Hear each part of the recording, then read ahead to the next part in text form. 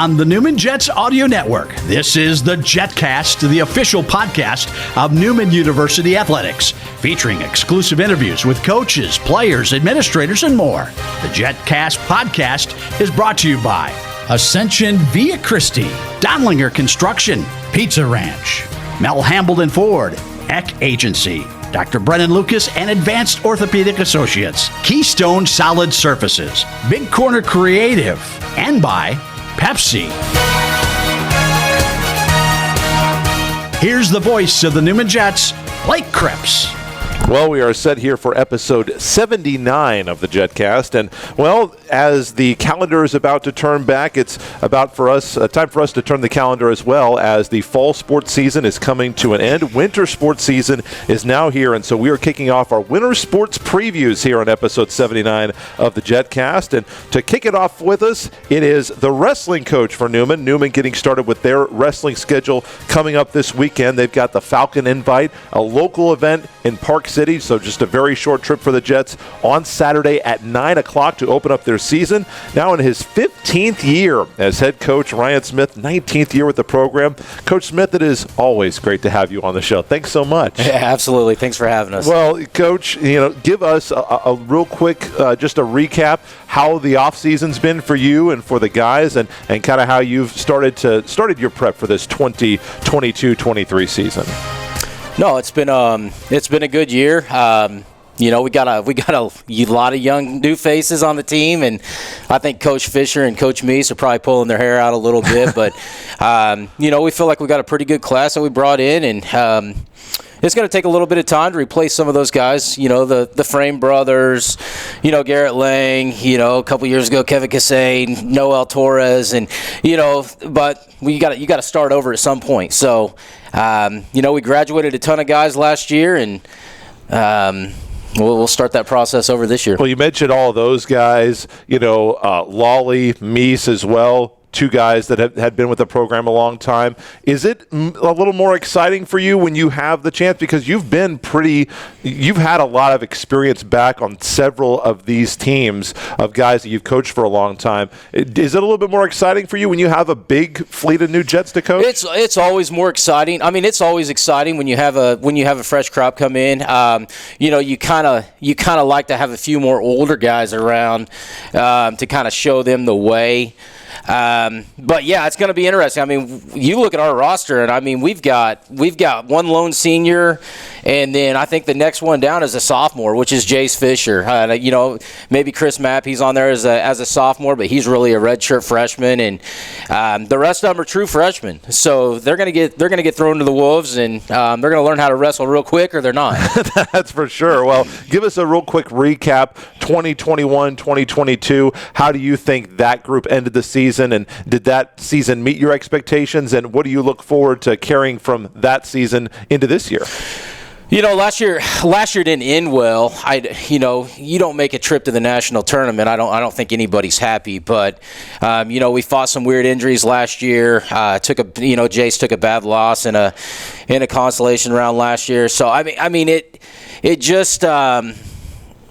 We got to do our part to get back to that tournament. That's the pinnacle of the entire season. So. Well, and that's kind of been your standard. You had a run there where you guys were sending people to the national tournament every single year. And you mentioned Jace Fisher. I know he didn't have the end of the year that he wanted, but he was still named National Wrestling Coaches Association Division II Rookie Wrestler of the Year finalist. So he certainly had a great rookie campaign. What did you like about Jace, what he did as a freshman, and how can he improve going into his sophomore year? Jace is going to continue to get better. I mean, we're gonna continue to. I mean, depending on where you're at, you're gonna fight a few injuries and things like that. That's gonna happen in wrestling. But I mean, he's gonna be. I mean, lack of a better term, he's our new workhorse, right? I mean, he's going to put this, J.D. Johnson and Jace Fisher will put this young group of guys on their back and carry us to the finish line.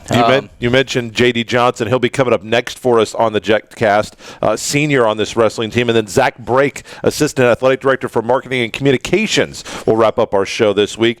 Justin Johnson is going to be joining us here in just a second. J.D. has been he's one of those guys that's been with this program for quite a while. You mentioned that he's going to have to be a workhorse along with Jace Fisher. What do you expect to see out of JD this year?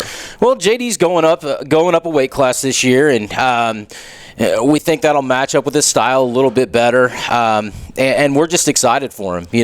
I was telling one of the coaches the other day, I was like, I don't know what kind of JD we're going to see, because I mean, you look at JD. I mean, he's gone with Tyler Meese during the course of a week, and Cameron Frame, and getting beat on a little bit. So what does the JD Johnson look like on the weekend when he's beating up on somebody during the week? Sure. So we're excited. We're excited to have him around, and giving him an opportunity to finish on top for sure. You mentioned that he is going to be changing weight classes this year, going up. How have you guys? Do you feel like you've got your other weight classes pretty locked in? How are you still making some adjustments? You want to see how guys perform early in the season. Where do you think you are at in terms of getting the weight classes filled and picking what weight class each guy on the roster is going to fit? No, I think for the most part the weight classes are pretty much solidified in most cases. I mean, we might have one or two of them where we got some question marks at this point, but for the most part, that'll be answered by this weekend. What do you think about the depth that you have on this year's team? It's a large roster. What kind of depth do you feel like you have? We don't have enough depth for sure. There's always something that pops up where it causes an issue at some point. So, no, we got a roster size of 16. We're wrestling 10 weights. So, I mean, we need to, with COVID, post-COVID, and finally having a full year to recruit here the last couple seasons, we'll get that ironed out as we need to. The Red-Blue Duel was kind of your preseason event here very recently. How did you like how the guys prepared in that, and how do you think that they wrestled in the Red-Blue Duel? I thought the Red and Blue Duel went great. I mean, we had it in the conference room. First time we ever did something in Dugan conference room. So, that was kind of a nice little spin on it. How was the atmosphere in there? That had to be a little different. It was actually awesome. You go to any kids tournament. I mean, it's done in a hotel conference room or something like that, and it's kind of a neat little spin. But as far as the wrestling goes, I mean, we wrestled 8 matches, and for the most part, I mean, we were pretty thrilled with what we've seen, and guys battling. Falcon Invite is coming up on Saturday in Park City, 9 a.m. Who all is going to be at the Falcon Invite, and what do you expect to see out of your wrestlers there? What do you want to see out of your wrestlers in this season opening event? We'll see quite a few NAI schools there. There might be one or two other Division II schools there. So, I mean, we're going so we don't have to travel. It's in our backyard. Sure. No, we expect guys to show up, battle, and we'll watch a little video the following week and then get going again. And then not only that, but the home opener is coming up against Cowley County Community College, 7 o'clock on Wednesday at Fugate Gymnasium. So you'll be out of the conference room, back into Fugate Gymnasium, and I know that you'd like to see the home fans there for that event. How much are you looking forward to the home opener for you? No, the next two events should be fun. We're wrestling Cali next Wednesday. I mean, that'd be almost a freshman on freshman type environment looking at our lineup. So, no, it'll be a good starter for us, and we'll go from there.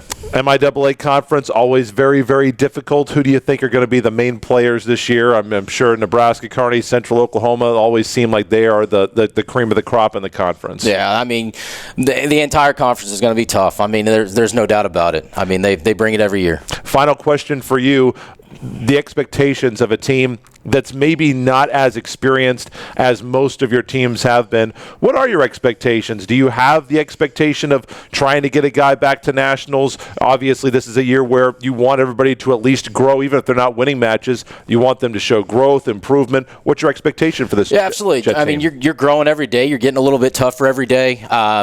Just staying a student of the sport. And don't get me wrong. We still have aspirations to go to the national tournament. We will be at the national tournament by some way, shape, or form. You just don't have that guy locked in yet. So, sure. No, they do their jobs. I mean, they'll be where they need to be come March. Ryan Smith, head coach, Newman Wrestling. The Falcon Invite coming up on Saturday in Park City at 9 a.m. And the Jets will be back here at home, Fugate Gymnasium, 7 o'clock against Cowley County Community College next week. Coach, appreciate the time. Thank you so much. Absolutely. Thank you. J.D. Johnson, senior on this team from Oklahoma. He'll join us next on the Jetcast.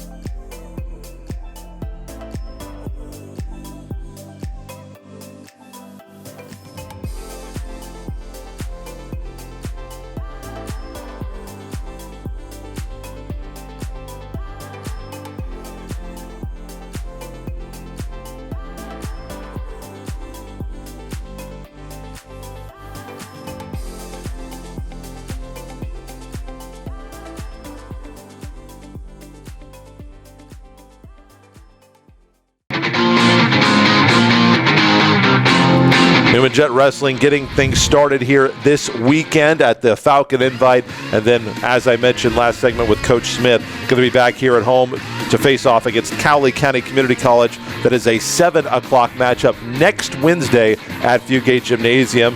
You heard it from Coach, one of the workhorses on this year's team. If the Jets are going to make it back to nationals, if they're going to have success this year, going to be this guy, Justin Johnson. They call him JD.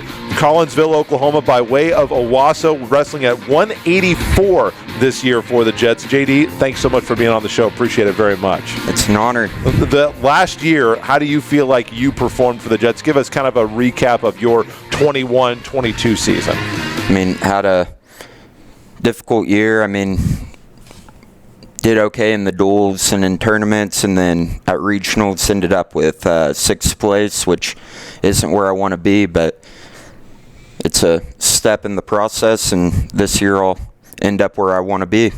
In wrestling, do you guys, I mean, in basketball, obviously, you can tell when there's a pressure moment because, you know, like if it's a basketball game and it's late and there's free throws at the end, everybody knows that's a moment. How does that kind of translate over, obviously, when you're at the end of the year and, you know, if you're in you're trying to wrestle back and it's a consolation final or a tournament final, there's got to be pressure in that. How does that manifest on the wrestling mat for a guy like you who has had success and has high expectations for himself? I mean, we cover pressure every Wednesday. We go over mental training and just how to kind of manipulate pressure to where it works in our benefit. And we practice that in the room every day. Our coaches put us in positions and different situations, and we just kind of have to practice putting ourselves in difficult, stressful situations in practice, so when it comes up on the mat, we are ready to execute, and we've been there before. What do you consider a stressful situation? Is it being in a bad position, or do you guys work on, you know, something like time and score, like, hey, we're down X points and this is how much time you've got left in the match? I mean, we do both of them. In matches, it's going to be a combination of both of them. You're going to be behind by 1 point with 20 seconds left, and you're going to be forced to take a shot, and it might not be the best shot, so you've got to be able to work in from different positions and finish. One thing that's going to be changing for you this year is your weight class, going up 10 pounds from 174 to 184. How do you feel about that change, and how was it this offseason kind of adjusting, obviously, weight class, something that's very, very important. We don't talk about it in some of the other sports, baseball, basketball, but in wrestling it is a big deal. So what went into that change, that thought process behind going up 10 pounds, and how excited are you to be at 184 for this year? I mean, I'm really excited. Me and the coaches talked pretty much all off season about where we think is going to be the best fit for me, and just my style matchup and all that looks a lot better at 184, we think, and so I'm ready to go out there and do what I do. Now, one thing that it will also be different for you is the class. Senior this year on the team, so you're expected to be one of those upperclassmen, one of those leaders. How have you approached that part of the mental? I don't know if that's something you guys go over in mental training. It's obviously a little bit different for a freshman in the program versus an experienced guy like you, but how have you kind of mentally approached the thought of you being a leader?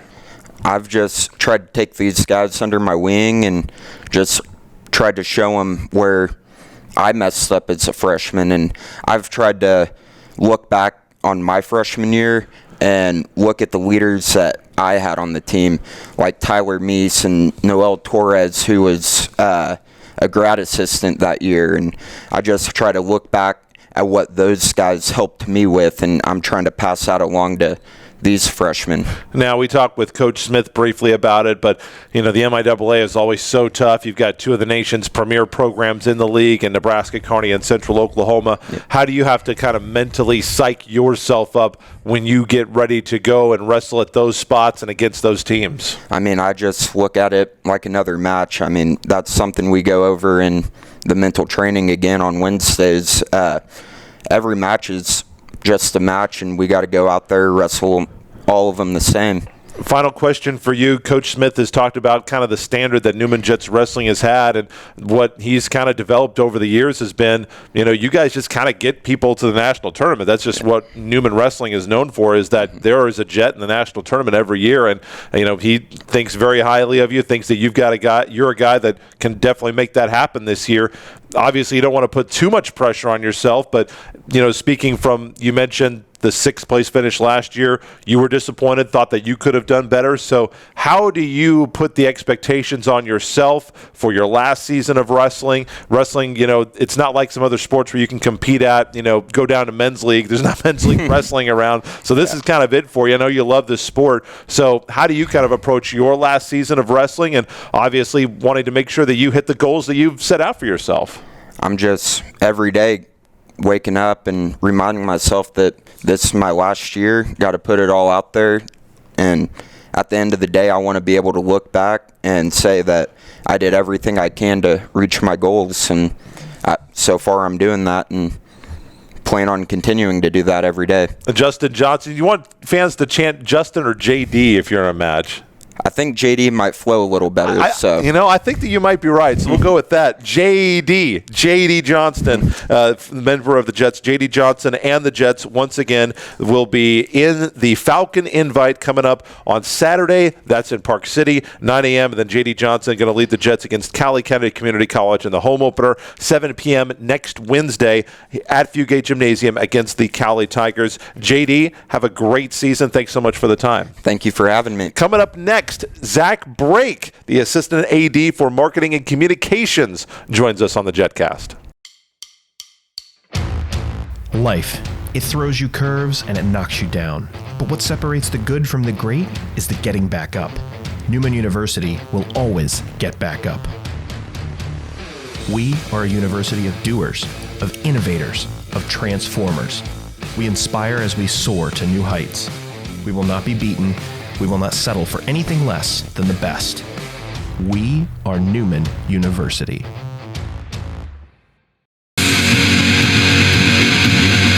Wrapping up the Jetcast this week with a familiar face, normally behind the camera, but a little bit of a different role this year for Zach Brake, Assistant Athletic Director for Marketing and Communications. He has moved on. He's been in 3 different roles since he has been here, and I think 3 different roles in 3 different years, Zach. So you've kind of been a mover and a shaker here with the Jets. Yeah, I would say a little bit. I think I'm going to try and slow that down here and maybe hold this one for a second. For a couple years, that would be great. Thanks for being on the show.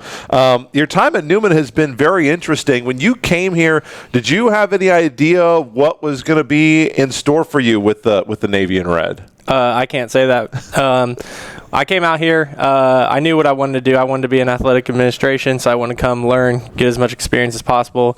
I got really close with Zane Ealing. We kind of worked hand in hand on a few projects when I was a graduate assistant. One spot opens up, then I take that.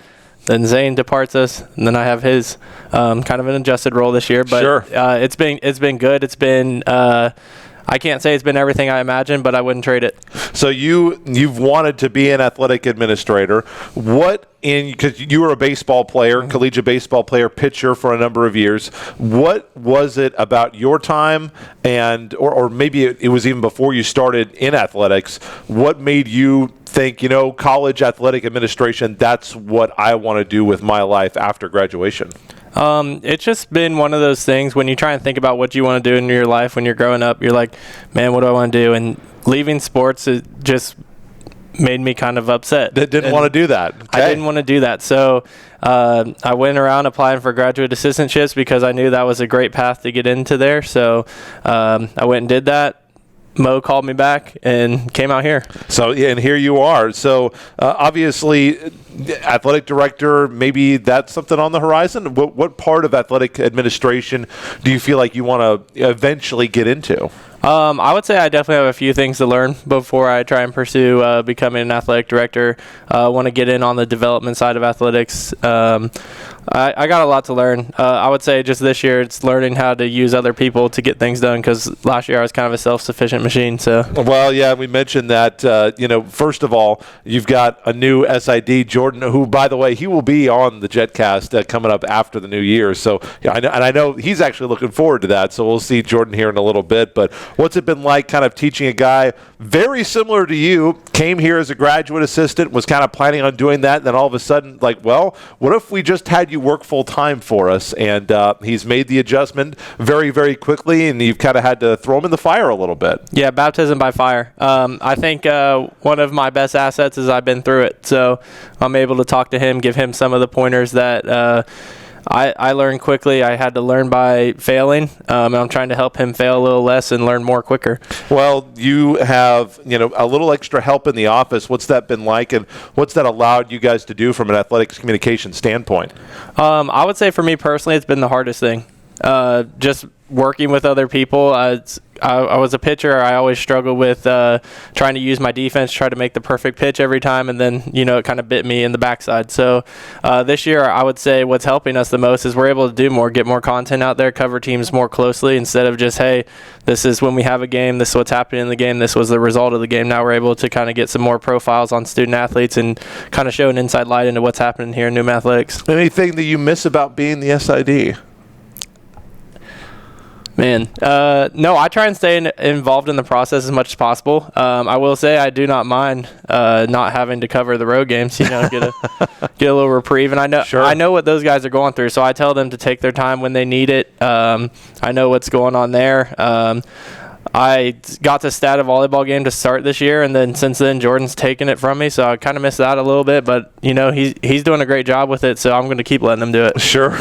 What's the thing you mentioned? You've got all this stuff that you want to learn, things that you need to improve on, to just kind of experience. What's the thing that you're most excited about in terms of the AD role? This current one? Yes, the one that you currently have. I would say the thing I'm most excited about is the people I get to work with. Getting to work with Jordan has been awesome. I was going to have him under me as my graduate assistant, and now we're working alongside one another. He stepped up in a huge aspect, just in helping Alex Glick, our graduate assistant, get up to speed. And it's been one of those things where I don't have to think about, is Jordan doing the right thing? It's, man, am I doing the right thing? He's keeping me on my toes, and what do I need to be doing? And then getting to work alongside Coach Murphy in his new role has been a great learning experience for me because he's seen it all.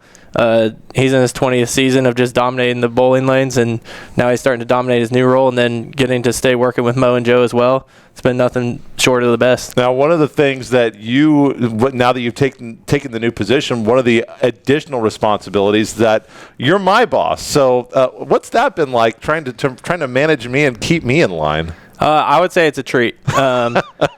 Now, what you take with that, you can take what you want of it. But having you and your ability to just go in depth, whether it's finding records, profiling our coaches, finding facts about our student athletes to share on the broadcast, expanding our coverage to volleyball 12 games this year. That was every single home match, something we hadn't done before. Never done before. That's a huge step for us in growing our branding and everything. So I would say I enjoy every second of it. Then we are going to be getting that Newman Jets audio network streaming schedule to you for basketball. That is coming up, one of the things that we're going to be working on this week to get that out to you very quickly because basketball season is here. The Jets are going to be at Coke Arena playing the Shockers tonight. I know that we're all excited to see what the Jets are going to look like this year. And the women are going to be in action coming up later this week on Friday at Kansas State. So I know that you're excited to see the Jet men and women both play some Division I competition. Yeah, I'm extremely excited for both those programs. I got to watch a ton of practice this year. Caught the women's scrimmage last week. Just love to see the energy that both those coaching staffs bring. I think I guess one thing I forgot to mention in the transition of the roles is I love how much I get to work with our coaches. Instead of just asking for information and me going doing my thing, we're having conversations. What can I do better? How can we get your coverage better? How can we grow your program, working on the marketing side of things? And it's been a huge treat to just see the other side of the coaches, their personalities coming out. And Coach Johnson and Coach Allen, I'm really excited for those two clubs this year. Now, one thing that is a part of your role is kind of engagement on the sponsorship side, the marketing piece, which is not something that you had to do as much. Certainly you were more involved in the fulfillment side, but now you are out trying to actually engage. How's that been going, and what have you tried to learn? We've had some new sponsors come on this year that I know you're very excited and proud of, but always looking for the next one because, as you know and everybody knows, especially in a conference like the MIAA, it's an arms race to a certain extent, and everybody's trying to get more resources so they can provide a better atmosphere for fans, student athletes, facilities, fees. So what's that been like, trying to get out and engage with the Wichita community? I think it's been really good to see the support that's just kind of lying underneath that we haven't pulled out yet, and there's more to find. So I don't feel like I have an avenue that I've even tried yet. We're just kind of finding some of them coming through the woodwork to us. And I would say anything that we can do advertising wise that could be a trade to benefit our student athletes. That's what I like the most. I'm trying to make the student athlete experience at Newman University one of the best in the conferences, best in the country. So fan engagement, I know one thing that you've also talked about is trying to find ways to make basketball games, not just basketball games, volleyball, baseball, but home events kind of a better experience for fans. And I know that this is kind of in the idea phase, not something that's really been implemented yet, but I know that you're looking for feedback and looking to try to make the game day experience at Fugate Gymnasium or McCarthy Field or the softball field as good as it can be. Yeah, there's a ton of ways we could look at that, tons of ways to break it down. How do you want to have the, students attending the game, watching their classmates, parents, visiting fans, local fans in the community? How are we going to engage everyone and make their experience and raise the level of it, that they're not just going to another college basketball game, they're going to a Newman basketball game per se. So I've been working hard on trying to come up with ideas. It's really easy to please one part of the section, but then you also have to think about the other part. So that's a challenge that we have. So I've been kind of relying on my class a little bit that I'm teaching, and we've been kind of coming up with some promotional ideas, and we're going to work on trying to execute some of those as a final project. Yeah, the didn't have quite enough going on, so they asked him to teach a class, and he's like, "Oh yeah, sure, I'll do that." Final question: What's the next major project that you have going on for this year in terms of, obviously now we are kind of swapping out in terms of home schedules. We're kind of done with fall sports now. That's kind of in the books. So the transition part of the schedule is now over in terms of hosting home events, and that's another big thing that you're a part of in terms of game day management at Newman Athletic Facilities on game day. What's the next big thing on your plate? So obviously we'll be getting the basketball coverage schedule out here hopefully by the end of this week. Busy week obviously with those exhibitions. It is. And then after that, I think what we're going to be shifting our focus to is kind of what sponsorships we can land, try and get some more money in here, get some more community support, so that way we can continue to enhance things, whether that be the game day experience, whether that be kind of alleviating some budget things. We're just going to keep working and trying to grow this thing and keep it going in the trending right direction. And if somebody is out there, maybe there's a former Jet that has a business, they'd like to get in touch with you, and maybe they'd like to see their sign up here at Fugate Gymnasium or get some signage out at the baseball field. I know you guys, with the new partnership with Ascension via Christie, have gotten some fantastic looking signage in the gym, very prominent, and I know that there's opportunities for a lot more of that. How can they get in touch with you? Hey, you can just email me, breakz@newmanu.edu. We got tons of avenues in order to get the advertising. You can get him to say a read. You can get Scott Mudloff on the PA. We got digital displays. We have social media. We've got plenty of avenues to grow your brand as we grow ours. Yeah, not only that, but we can get you on the audio network as well and make you a spot. We can do that as well. Zach Brake, he does pretty much everything. He's kind of the Swiss Army knife in the athletic department. So Assistant Athletic Director of Marketing, Communications, and I don't know what he's not an assistant athletic director of at this point. Thank you so much, Zach. We'll have you back. That is it for this week of the Jetcast. Next week on the show, we are continuing with more winter sports previews. Basketball next week. We'll talk with Coach Drew. We'll talk with Coach Allen. They're both coming up next week. And so until then, Blake Cripps in Wichita saying go Jets.